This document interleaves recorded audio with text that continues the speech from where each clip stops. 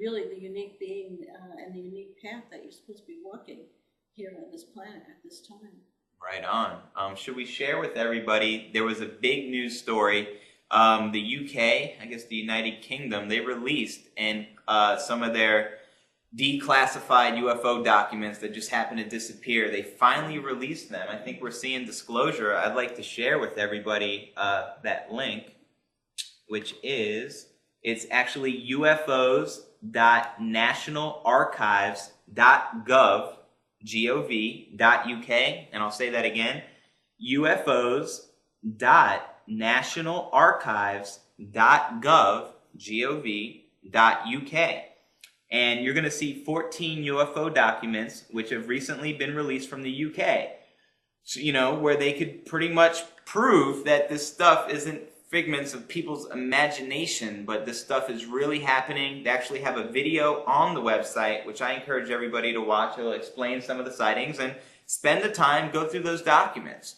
And for the people that are watching the show right now and still don't even believe UFOs exist or that there's extraterrestrial life forms, something that you can do is take the time out to go through this information. These documents are perfect for skeptics, you know, because these are government classified. If the government, you know, found it that important where they had to declassify these documents because they're of that significance, we have something here. Yes, and you'll find behind the scenes of all these, they're pretty credible witnesses that have to do with the military, airline pilots. There's so many witnesses to airline pilots that, you know, it's not just someone that might not know what another airplane or helicopter or whatever would look like. They're pretty familiar with the skies and aviation.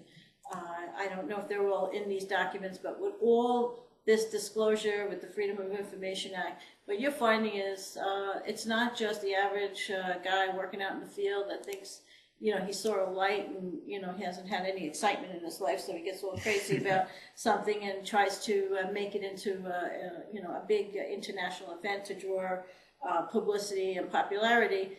These are people that are really very hesitant to come out and say anything because, first of all, they anything that isn't traditional, mainstream science, whatever, they can lose their credibility and their position of power, of getting grants even, you know, so they pretty much stick their neck out when they actually come out and they say, you know, they've seen something and they've recorded something, and so it's very impressive. These are people that aren't coming out there just for to become popular. They're kind of sticking their neck out in the sense it could be very dangerous too.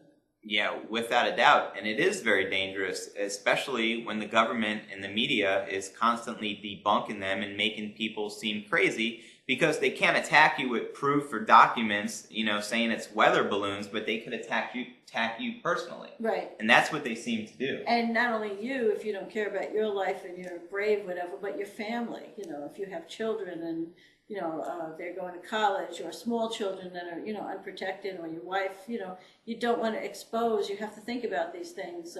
So I think that's why a lot of them come out in their older years, 70s, 80s, and 90 years old, and they're lieutenant colonels, or, you know, just listening to Brian O'Leary, how, you know, he was talking about the free energy and how, you know, their lives, their livelihoods, everything is threatened.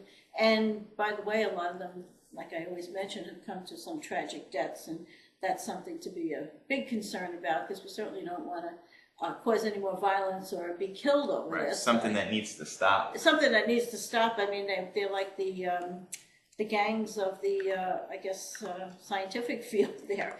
I don't know if they hire gang members or, you know, hitmen or whatever, but you know, knowledge is power, and they just don't want us to have that power yet. They still want us to be controlled by the oil and the scarcity. That's what it is. Right. It's consciousness of scarcity. We don't have to get into every detail about it, but look around. What are they promoting? There's not enough, and you know, there's a lot of fear in that, and that's being some scarcity instead of abundance. Because it's to them, the elite, it's all about control. And when you bring in things such as UFOs and interdimensional and extraterrestrial beings, they have no control over that. So they can no longer control that. you know, free energy was discovered over 50 years ago. 0-point energy technology, where, you know, we could just tap into the ether, which is our our natural birthright to have free energy. But they rather make hundreds of billions of dollars and trillions of dollars, Right. you know, in oil, which is also destroying the earth. And that's something we all need to look into. Our earth, our precious earth, is being destroyed.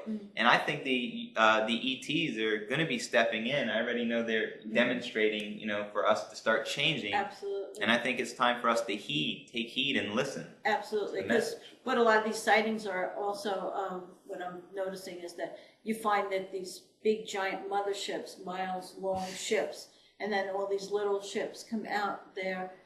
They have a plan.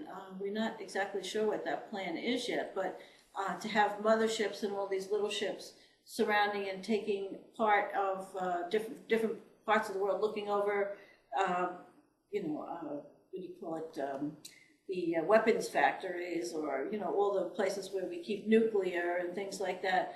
They've avoided quite a few, which we think they have from sightings, that they have avoided, helped us avoid some possible really bad attacks. So we feel they're coming at the right time. This is the right place to come, because we're right now with pointing our finger at, should we go to war again, or what in the world is going on. George Green on Project Camelot, he gave a little interview, a short little interview the other day, saying that even though the stock market looks like it's getting better and it's going up and down, it's just the few big houses that are investing to make it look like the stock market. Make it look like it. Yeah, so they're just trying to get us to buy into this so that we're at the edge of the cliff. It's how the early Native Americans used to kill the buffalo. You know, they try to run them to the edge of the cliff, and then they'd all fall off the cliff, and they'd have plenty of food for the rest of the season. I think this is pretty much what they're trying to do: get us to the edge of the cliff, so that once we've fallen, we're going to try to have to, we'll be in a lot of fear and try to scramble to help ourselves get up, and never mind move forward in any kind of high-tech energy. And the money, we have to be funded. So if we can't get funding, if we can't get grants, if jobs are threatened, I mean, there is very little hope for any kind of free energy or project to take any kind of advancement. But the cool thing about it is, and here's a quote, I'm going to quote Dr. Stephen Greer, and this just made so much sense to me. The leaders aren't going to change. So here's what we need to do, folks. The people need to lead, and the leaders will have no choice but to follow the people. There are a lot of good people out there, even within our government. Awesome people, loving hearts, loving people that understand this stuff. They just can't come out and say anything, because they'll be made to look stupid or look crazy, and they'll lose their job, they'll lose their funding, and lose everything they've worked for. But they understand this stuff behind closed doors. They understand we need a solution. We need free energy. We got to stop fossil fuels. They already have this understanding, but they're not going to be able to do anything until we, as a people, start leading. And what could you do to start leading so, the leaders start to follow us?